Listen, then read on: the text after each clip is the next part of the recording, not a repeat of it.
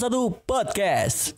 91 FM 91 Podcast hadir kembali untuk Anda Hadatolan di hari ini bersama saya Oki, ketemu lagi. Dan yang spesial kita punya tamu nih Hadatolan dari DPRD Kabupaten Tangerang. Tepatnya adalah Ketua Komisi 1 DPRD Kabupaten Tangerang, ada Bapak Muhammad Amut Esos. Halo Pak Amut, selamat pagi. Assalamualaikum. Waalaikumsalam Mbak Oki, apa kabar? Alhamdulillah sehat luar biasa Pak. Alhamdulillah, hari ini Baik. sehat dan cerah. Dan cerah ya, betul. Bapak terima kasih sudah meluangkan waktu di Tangerang Radio untuk sharing hari ini tentunya. Oke, sama-sama. Lagi Mbak Oki. sibuk apa Bapak di akhir tahun ini? Ya lumayan padat ya, agenda DPRD Kabupaten Tangerang menjelang akhir tahun ini cukup padat. Ada beberapa agenda penting yang sedang kita laksanakan, ya diantaranya penyelesaian beberapa raperda yang Ya. baik yang diusulkan oleh pemerintah daerah maupun dari perda inisiatif anggota DPRD itu sendiri. Boleh tahu ada berapa Pak bocorannya? Saat ini ada 4 Oke. raperda yang sedang kita bahas dan sudah finalisasi, tinggal menunggu untuk diparipurnakan saja Mbak Oki. Oke, 4 ya. Itu apa aja Pak? Di antaranya perda LKM ya, penyertaan modal, ini memang perda dari eksekutif. Oke. Lalu yang berikutnya adalah perda kepariwisataan. Nah, ini raperda inisiatif dari Iya, anggota DPRD, dan juga ada raperda tentang pengaruh utamaan gender. Ya. Dan yang terakhir adalah raperda tentang pengendalian aktivitas masyarakat di sekitar Bandara Soekarno-Hatta. Itu 4 raperda yang sedang kita bahas Ya. di akhir tahun ini. Dan tinggal diparipurnakan saja. Betul, Alhamdulillah ya, betul. lancar berarti ya Pak ya. Lancar, Luar alhamdulillah. biasa. Baik. Nah, ini nih Hadatolan perlu tahu juga ya kalau Pak Amut ini kan dari Komisi 1 DPRD Kabupaten Tangerang. Nah, sebetulnya fungsi atau tugasnya dari Komisi 1 itu apa saja? Boleh dijelaskan Pak Amut? Ya, sesungguhnya kalau tugas dan fungsi anggota DPRD itu kan hanya 3 ya. Oke. Legislasi, anggaran, dan juga pengawasan. Nah, itu yang tugas dan fungsi utama. Tetapi secara kemitraan di Komisi 1 memang banyak yang menjadi mitra Komisi 1. Ya. Seperti diantaranya masalah perizinan, terus tentang pertanahan, Oke. terus tentang aset, banyak ada beberapa yang lain yang menjadi mitra dan sekaligus tentu tugas daripada Komisi 1. Oke, baik. Kita detilkan satu-satu Pak. Tadi disampaikan ada beberapa fungsi gitu ya, diantaranya legislasi, anggaran, dan juga pengawasan. Nah, kalau legislasi sendiri itu kaitannya dengan apa, anggaran seperti apa juga, kemudian juga terkait dengan pengawasan. Ini pengawasan yang seperti apa Bapak?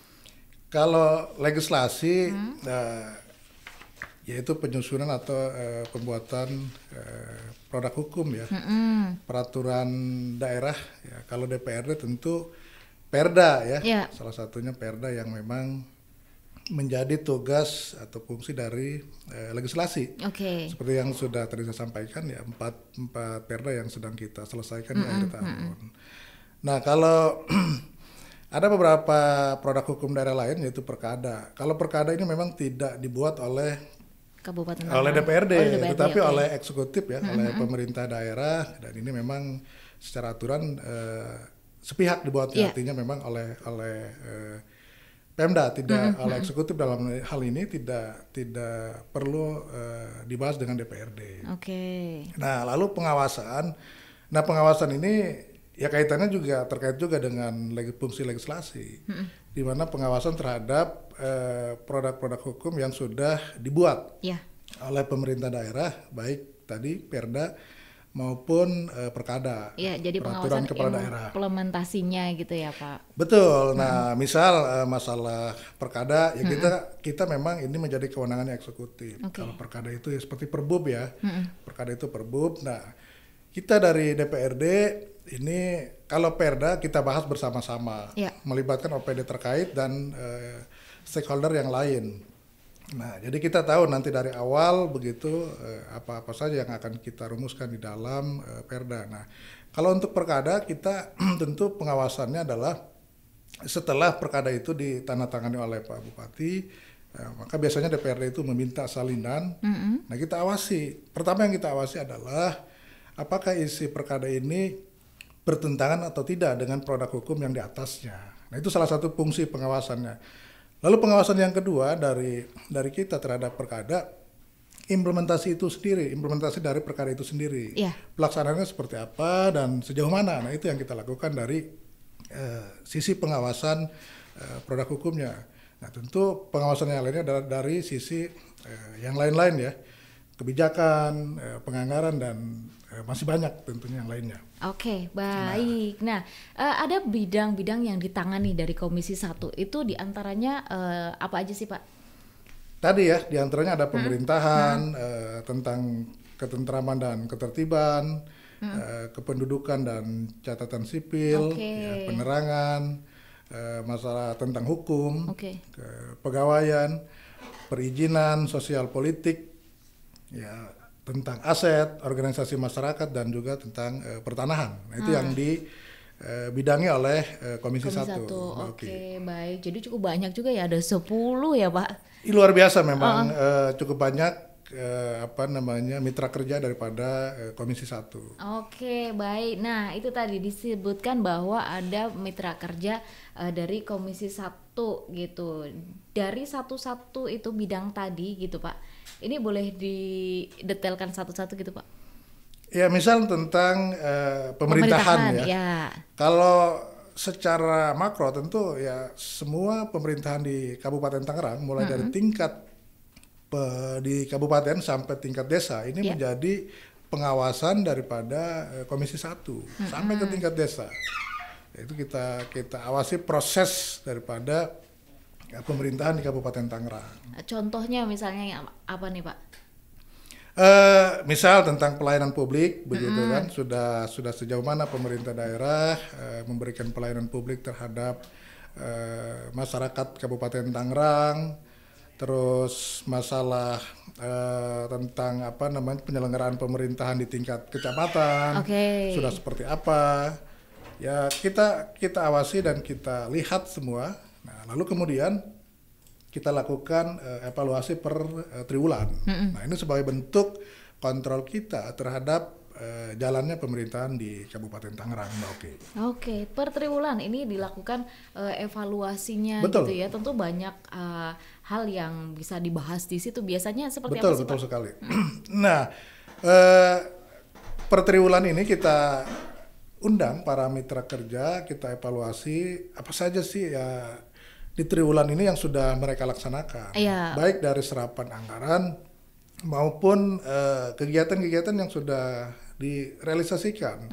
Nah, ini kita awasi per triwulan. Termasuk curhat kendala gitu juga gitu, Pak? Iya, semuanya tantangan, kendala ya yang ada di lapangan ya. Kita ingin dengar juga dari mitra kerja apa sih kendalanya di triwulan pertama ini, pemerintah daerah, para OPD dalam melaksanakan merealisasikan kegiatan pembangunan di Kabupaten Tangerang. Oke, nah berarti kalau permasalahan pemerintahan kemudian pemerintahan desa ini bekerja samanya dengan dinas terkaitnya itu dinas ini ya Pak, pemberdayaan masyarakat dan pemerintah desa gitu ya. Betul sekali Mbak Oki. Oke, baik. Kemudian permasalahan ketentraman dan ketertiban umum itu yang kedua. Ini bermitra dengan.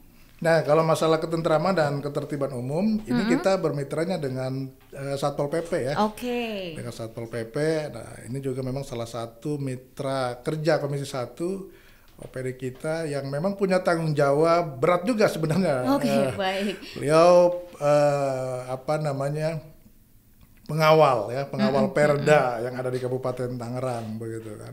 Belum lagi permasalahan Trantibun gitu ya Pak. Itu di bawah banyak sekali persoalan-persoalan yang memang perlu disupport oleh DPRD, baik dari sisi anggarannya terhadap Satpol PP maupun dari sisi kinerja dan SDM-nya. Karena kan di bawah ini banyak sekali masyarakat kita yang mungkin begitu, misal begitu kan membangun tempat usaha di pinggir kali gitu iya. kan, di trotoar gitu kan. Dan ini kan persoalan ketertiban begitu ya. Nah, Satpol PP lah ini memang yang menjadi leading sektor untuk menangani persoalan-persoalan seperti ini, Mbak Oki. Oke, baik. Tentu butuh dukungan juga dari DPRD. Betul. Kemudian yang masih banyak dikeluhkan masyarakat itu adalah permasalahan Adminduk. Itu juga mitra Komisi 1 dari Dinas Dukcapil gitu ya, Pak? Iya, betul. Nah, gimana itu, Pak? Ya, memang menarik ya, karena Dinas Kependudukan dan Catatan Sipil ini salah satu OPD yang memang punya tugas dan fungsi pelayanan ya. Salah satunya pelayanan, di mana pelayanan ini adalah hak dasar daripada masyarakat Kabupaten Tangerang untuk mendapatkan identitas ya, seperti KTA, akte lahir dan juga kartu keluarga. Nah, ini menjadi tantangan tersendiri tentunya bagi OPD terkait, dalam hal ini Dinas Kependudukan dan Catatan Sipil, Mbak Oki ya. Dimana kadang-kadang kita sudah berusaha semaksimal mungkin memberi pelayanan terbaik, tetapi kadang ada 1-2 yang memang tidak terpuaskan, lalu ya itulah yang menjadi muncullah permasalahan gitu ya, Pak. Padahal luar biasa kalau kita evaluasi dengan Dinas Kependudukan dan Catatan Sipil, mereka jemput bola terus dalam pemberian pelayanan. Banyak inovasinya inovasinya yang dilakukan oleh Pak Inton beserta jajarannya ya. Luar biasa sebenarnya. Kami dari Komisi 1 sesungguhnya mengapresiasi apa yang dilakukan oleh Dinas Kependudukan dan Catatan Sipil, karena terobosannya yang luar biasa begitu ya. Nah yang ini adalah berkaitan juga nih dengan radio juga nih Pak, sebagai penerangan dan juga pers gitu yang masuk dalam Dinas Komunikasi dan Informatika atau media gitu. Wah, saya butuh dukungan Pak Ambu juga ini. Gimana Pak? Ya, karena saya punya latar belakang dari media juga sebenarnya sesungguhnya, jadi ketika ada hal seperti ini tentu kami akan support. Akan support bagaimana radio ataupun media lain ini bisa memberikan kontribusi yang luar biasa terhadap pemerintah daerah, terhadap masyarakat dalam mengedukasi masyarakat, terutama juga dalam menyajikan informasi-informasi yang sehat untuk masyarakat kita. Nah, kalau untuk radio sendiri ya kita akan support deh apa yang akan dikerjakan oleh radio, apalagi ini sebagai media yang memang tentu harus kita besarkan bersama. Karena Radio Tangerang ya harus kita besarkan bersama, semua stakeholder, semua komponen di Kabupaten Tangerang ya harus turut serta, termasuk kami nanti di DPRD. Baik, mohon dukungannya ya Pak. Siap pokoknya. Baik, siap. Kemudian hukum dan perundang-undangan ini juga termasuk dalam mitra kerjanya Komisi 1 itu ya. Betul. Berarti bagian hukum. Betul. Itu berarti berkaitan dengan perda itu tadi ya Pak, ini kan masuk ke bagian hukum. Dengan fungsi legislasi ini nyambungnya ya, di mana bagian hukum ini biasanya menjadi membantu Pak Bupati dalam menyiapkan produk-produk hukum ya, terutama draft produk hukum yang harus disajikan oleh bagian hukum. Ya, seperti perda ya tentu harus diajukan ke DPRD. Kalau perkada ya memang dibahas di internal begitu. Walaupun nanti kami akan minta juga salinannya ketika itu sudah ditandatangani oleh Pak Bupati. Baik. Kemudian di bidang kepegawaian atau aparatur, berarti Komisi 1 ini termasuk mengawasi para ASN di Pemkab Tangerang gitu Pak? Betul. Masalah kepegawaian secara umum di lingkungan Kabupaten Tangerang ini menjadi pengawasan kami, karena menjadi mitra kami BKPSDM-nya ya, terutama masalah penempatan pegawai di lingkungan Pemda itu harus sesuai tentunya ya. Kalau permasalahan seperti pengadaan ASN CPNS kayak gitu, itu juga termasuk nanti ini Pak, sesuai dengan rekomendasi DPRD atau seperti apa gitu? Nah, kalau pengadaan ASN ini kan sekarang ada kebijakan dari pusat ya. Kalau dulu kan pemerintah daerah diberikan kewenangan. Ya. Kalau sekarang kan kita hanya menerima hasil yang dinyatakan lulus oleh pemerintah pusat. Ya.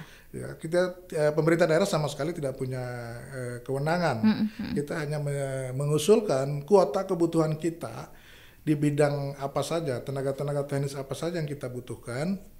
Ya, oleh pemerintah daerah disampaikan ke pemerintah pusat, ke Kementerian Menpan RB. Lalu apa namanya?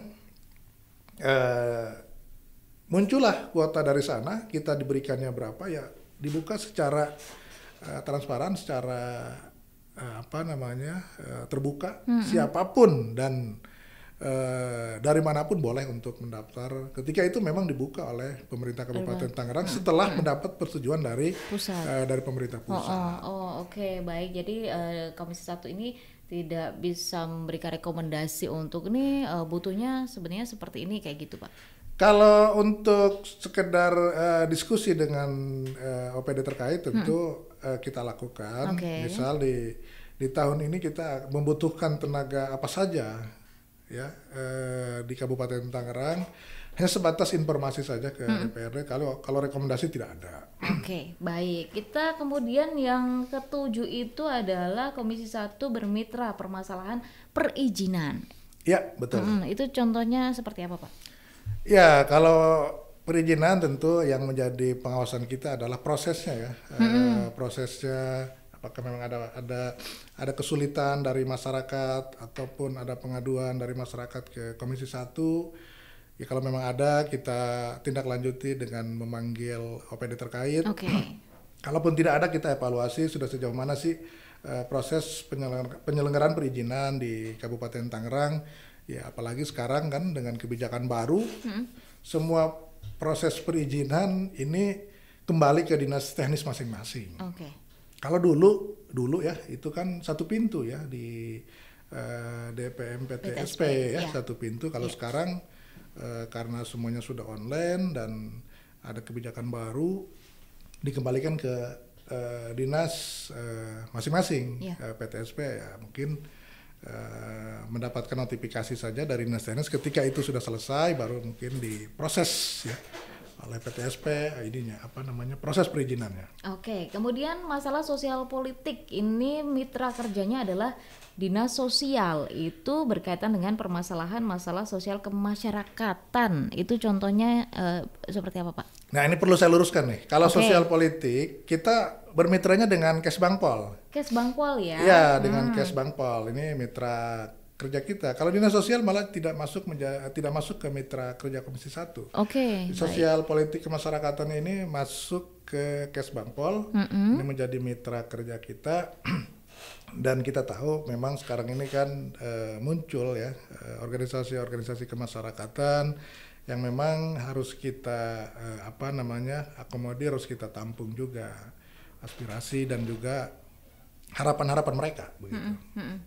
Baik. Kemudian organisasi masyarakat ini berkaitan apa nih, Pak? Organisasi kemasyarakatan itu tadi masih ada di bawah naungan Kesbangpol ininya. Masih masuk ke Kesbangpol juga ya? Iya. Di sana jumlahnya banyak organisasi kemasyarakatan di Kabupaten Tangerang yang sudah terdaftar di Kesbangpol dan itu memang diverifikasi oleh Kesbangpol karena Kesbangpol sendiri kan punya tanggung jawab bagaimana suasana di Kabupaten Tangerang dengan banyaknya organisasi kemasyarakatan ini tetap kondusif begitu kan, bisa memberikan kontribusi pemikiran dari ormas kepada pemerintah daerah sehingga masukan-masukan dari kawan-kawan atau teman-teman ormas ini bisa menjadi usulan yang baik bagi pemerintah daerah sehingga tidak menutup kemungkinan itu menjadi program oleh pemerintah daerah. Baik. Dan yang terakhir adalah ternyata mengurusi masalah pertanahan juga ya, Pak. Sengketa tanah dan sebagainya begitu ya, masuk ke dalam pengawasan dari Komisi 1. Betul. Cukup banyak juga gimana Pak pembagian waktunya, kemudian juga agar bisa berjalan semuanya. Ya, itu tadi memang tugas kita ya cukup padat ya, apalagi tadi masalah pertanahan sangat hati-hati sekali kita ya. Kalau DPRD itu kan tidak bisa mengambil keputusan ketika ada persoalan-persoalan sengketa tanah. Seperti kemarin kita baru menerima aspirasi dari para ahli waris ya di wilayah Serpong yang memang bersengketa dengan pihak swasta ya. Ketika mereka bersurat ke Komisi 1 ingin difasilitasi dengan pihak swastanya, ya kita fasilitasi. Lalu kita ungkap apa yang menjadi ini mereka menjadi keluhan para ahli waris ya, dengan bukti apa mereka menilai atau berpendapat bahwa itu masih aset keluarga, aset mereka, ya kita akan lihat itu satu persatu. Begitu juga dari pihak swastanya, kita akan cross check apa yang mereka punya, prosesnya seperti apa, mereka menguasai lahan warga, kan begitu. Nah, setelah itu kita telaah begitu, ketika memang prosesnya harus berlanjut ke pengadilan, mereka ya silakan, itu urusan ranah mereka. Tapi kita telah dulu dengan bukti-bukti yang ada tentunya, Mbak Oki. Oke, baik. Itu ya untuk beberapa permasalahan yang diawasi oleh DPRD, termasuk mitra-mitra kerjanya. Tapi ada nggak sih Pak permasalahan yang saat ini memang menjadi tren ataupun juga lagi banyak permasalahannya atau menjadi prioritas DPRD? Ya, banyak pengaduan terutama ke Komisi 1 ya. Saya Komisi 1 bicara Komisi 1 banyak pengaduan terutama tentang masalah rekrutmen P3K. Baik. Nah, ini yang menarik, sampai mereka itu datang ke rumah. Bukan hanya lagi ke kantor di bawah ini. Mereka datang ke rumah begitu, terutama dari calon atau peserta P3K yang kemarin itu berasal dari guru-guru swasta, sekolah-sekolah swasta. Karena mereka merasa bingung begitu kan. Aturannya dibuka secara nasional. Nah, tetapi kenyataannya mungkin tidak sesuai dengan harapan mereka. Nah, ini sebenarnya beban bagi kami, bagi pemerintah daerah. P3K ini kan harusnya kalau menurut kami dari DPRD, kewenangannya diberikan saja ke pemerintah daerah begitu. Betul. Sehingga pemerintah daerah ini bisa memberikan penghargaan kepada para pegawai yang sudah mengabdi puluhan tahun di pemerintah Kabupaten Tangerang, terutama para guru nih, gitu kan. Kita harus bagaimanapun para guru ini kan harus kita perjuangkan, begitu kan. Nah, kerannya dibuka oleh pemerintah pusat secara nasional, begitu, dengan alasan bahwa tidak ingin ada diskriminatif, begitu. Tetapi tadi untuk pemberian honornya kan masih tanggung jawab pemerintah daerah. Nah, itu dia. APBD kita terbatas. Jumlah betul, tenaga honor kita di Kabupaten Tangerang cukup besar. Nah, ketika pemerintah daerah diberikan kewenangan bahwa untuk menyisir mana dulu sih harus menjadi prioritas, begitu kira-kira ya. Sehingga instruksi pemerintah pusat bisa dilaksanakan, APBD Kabupaten Tangerang juga bisa mengakomodir mereka, kan begitu. Nah, apalagi ini kita ada instruksi bahwa saya belum tahu apakah ada perubahan atau tidak. 2023 harus habis. Betul, itu dia. Ini kan persoalan yang luar biasa gitu kan bagi pemerintah daerah. Itu Mbak Oki. Harusnya serahkan saja sih kewenangan kalau masalah P3K ke pemerintah daerah. Kalau ASN bolehlah pusat gitu kan, karena memang itu juga dari APBN kan. Gitu. Jadi pemerintah daerah juga bisa mengatur bagaimana nih alokasinya, kemudian juga kesejahteraan mereka ini akan seperti apa gitu kan ya Pak, karena harus langsung berhubungan gitu ya. Kita siasati dari sisi anggarannya kan begitu. Baik, jadi untuk yang 2023 harus habis ini masih di tahap apa nih Pak? Sekarang kan lagi prosesnya berjalan terus ya. BKPSDM juga lagi terus menyisir begitu. Cuma kayaknya rada-rada sulit memang bagi pemerintah daerah begitu untuk melaksanakan instruksi itu. Ya mudah-mudahan sih kita berharap bisa. Kami dari pemerintah daerah, saya yakin Pak Bupati dan juga jajarannya DPRD sedang berusaha semaksimal mungkin. Tetapi tadi tetap ada kendala yang memang dihadapi terkait P3K ini, rekrutmen P3K ini. Nah ini kita awasi betul nih sampai sekarang bahwa ini Iya, karena prosesnya. Desembernya juga sudah mau habis Iya, kan gitu tinggal ya. beberapa Pak? minggu lagi. Baik, jadi hasilnya akan muncul beberapa ini lagi kan gitu Betul, ya. ya. Nah terutama kita agak prihatin di kemarin itu ketika dibuka secara umum, Iya. guru-guru dari sekolah swasta ini kan ikut daftar. Mereka betul. lulus dari passing grade ya. Iya, P1 ya. Tetapi pemerintah daerah mungkin masih berhitung ini. Ini bagaimana? Karena yang mengabdi di sekolah negeri pun jumlahnya masih banyak. Mbak Betul, Oki, dan gitu. kebutuhannya yang dibuka juga sangat terbatas sekali gitu. betul, Jumlahnya kan sedikit gitu. ini Pak yang tahun ini ya. Nah, cuma yang kita dengar juga dampaknya di bawah ini cukup memprihatinkan. Ini memang kami berharap dari Komisi 1 nanti dalam evaluasi akan sampaikan ke Kepala PKPSDM. Ini guru-guru swasta yang kemarin ikut tes seleksi di P3K, Oke. justru mereka nasibnya sekarang banyak yang terancam tanda kutip ya Mbak Oki ya. Ya. Artinya padahal mereka belum masuk ke P3K, tetapi oleh pihak sekolah swastanya tempat mereka mengajar ini banyak yang mau dikeluarkan begitu sebagai Waduh. tenaga pengajar. Ini kan keprihatinan kita. Betul. Keprihatinan. Nah, inilah dampak yang sebenarnya terjadi di lapangan seperti itu. Oke. Sudah ada pembahasan untuk nanti solusi alternatifnya, opsinya seperti apa gitu Pak? Ya, nah setidaknya memang pertama harus ada perubahan dulu dari kebijakan pemerintah pusat.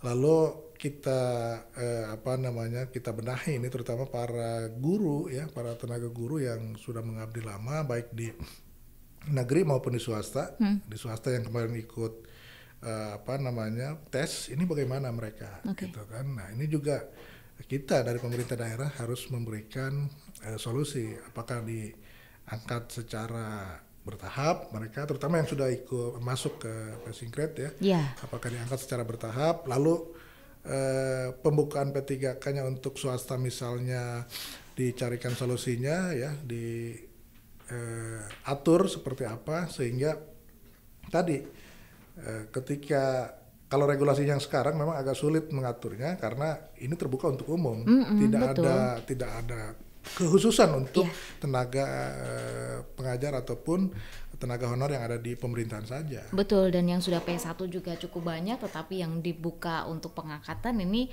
jumlahnya tidak sesuai dengan yang itu kan ya Pak. Jadi ini masuk ke beban anggaran juga atau seperti apa? Pasti pada akhirnya akan lari ke anggaran. Anggaran kita kan tidak hanya untuk belanja pegawai saja Mbak Oti ya. Banyak juga infrastruktur begitu ya yang harus kita benahi, apalagi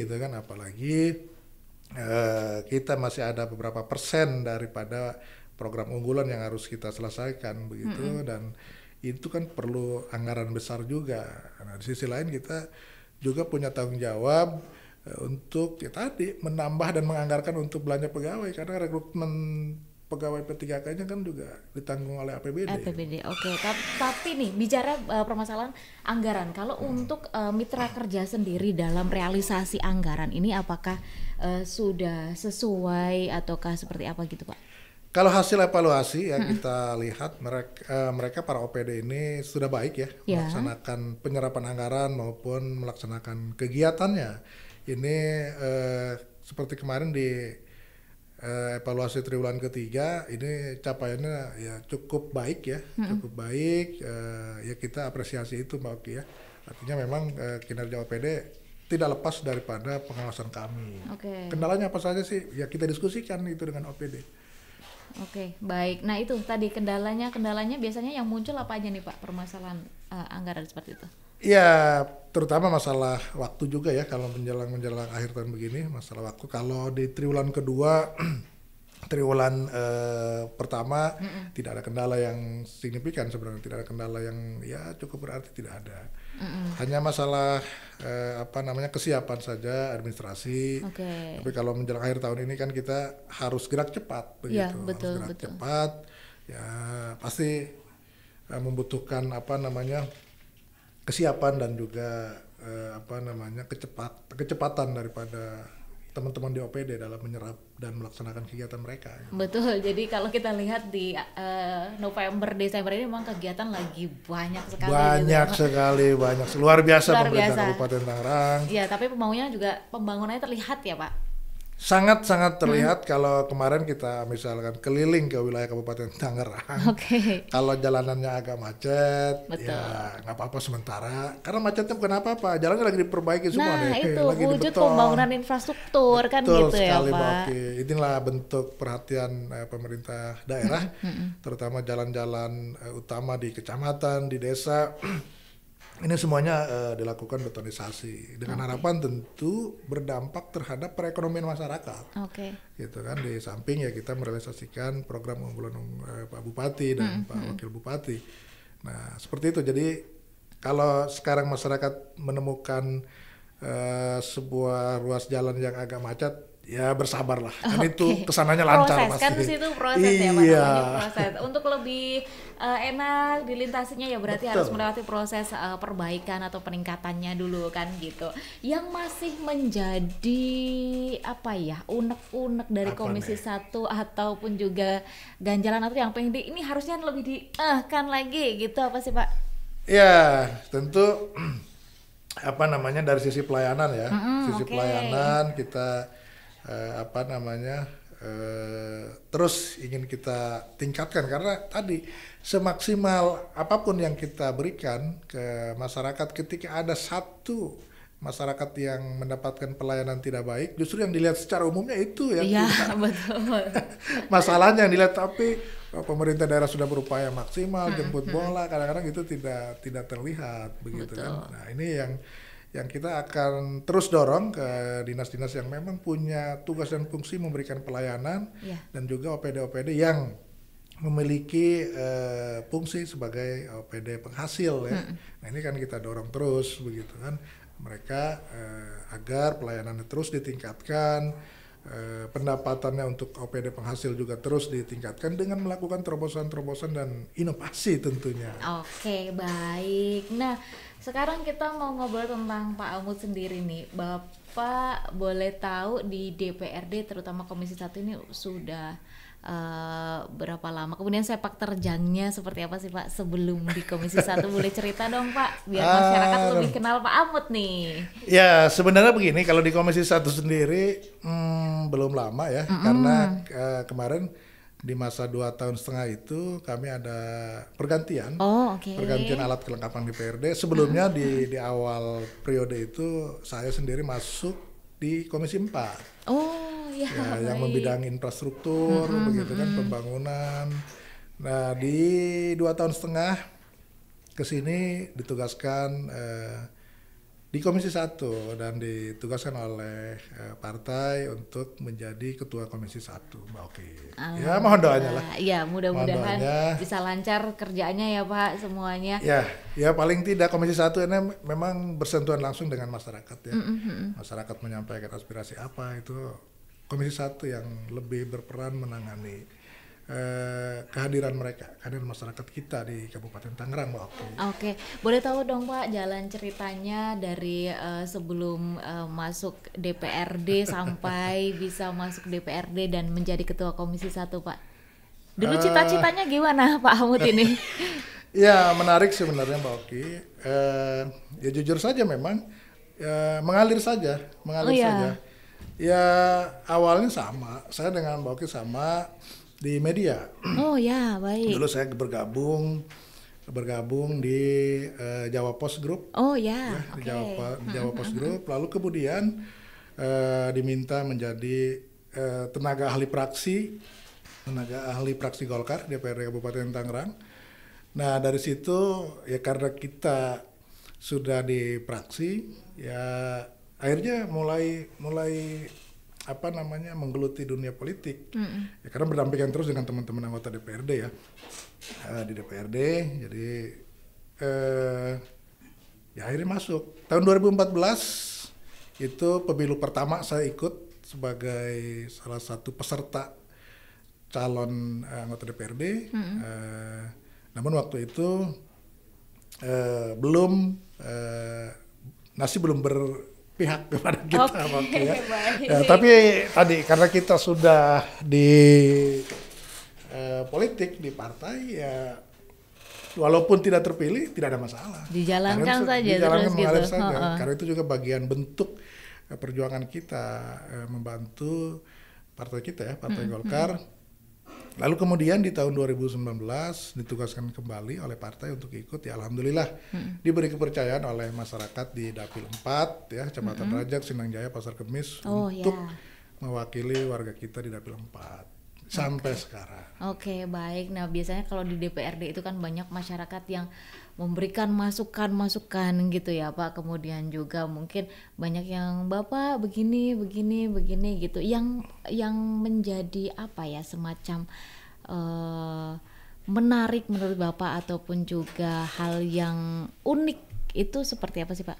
Ya, karena saya melihat begini. Masyarakat itu lebih dekat dengan anggota DPRD sebenarnya kalau saya lihat. Maka begitu dilantik ya Mbak Oki ya, begitu dilantik saya mendirikan yang namanya Pondok Aspirasi Partai Golkar di dekat rumah di sana. Samping rumah kita buatkan Pondok Aspirasi untuk menampung aspirasi, harapan dan keluhan masyarakat kita, terutama yang di Dapil 4. Secara umum tentu untuk masyarakat Kabupaten Tangerang. Nah, kita sampaikan bahwa Pondok Aspirasi ini terbuka untuk masyarakat kita di Dapil 4 khususnya. Silakan masyarakat yang punya saran, punya ide, punya unek-unek, Sabtu dan Minggu itu waktu saya untuk menerima mereka, menerima masyarakat Kabupaten Tangerang. Jadi tidak ada lagi istilah ketemu anggota DPRD sulit gitu. Betul, Maka, betul.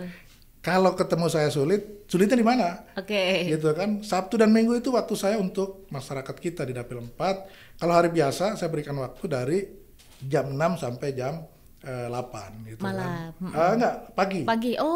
Sebelum berangkat ke kantor kita berikan waktu ketika masyarakat ada yang ingin berkunjung. Kalau pagi hari kerja ya, hari kerja itu silahkan pagi. Kalau sorenya, kalau malamnya boleh. Tapi kita batasi sampai jam 10 malam. Tapi kalau Sabtu dan Minggu 24 jam lah gitu kan. Kalau masyarakatnya ingin bertemu 24 jam, tapi rata-rata sampai jam 12. Oh iya. Jam 1 juga udah selesai. Kalau sekarang kan ada bola bisa sampai malam gitu. Betul ya, sambil nonton bola, sambil ngobrol kan gitu ya. Tapi hobinya apa sih Pak Ahmad, Pak, kalau boleh tahu? Jujur saja, saya punya hobi nonton film action gitu. Jadi nggak boleh ketinggalan nih kalau ada film action udah pasti gitu ya. Hobi dimanapun juga itu ya.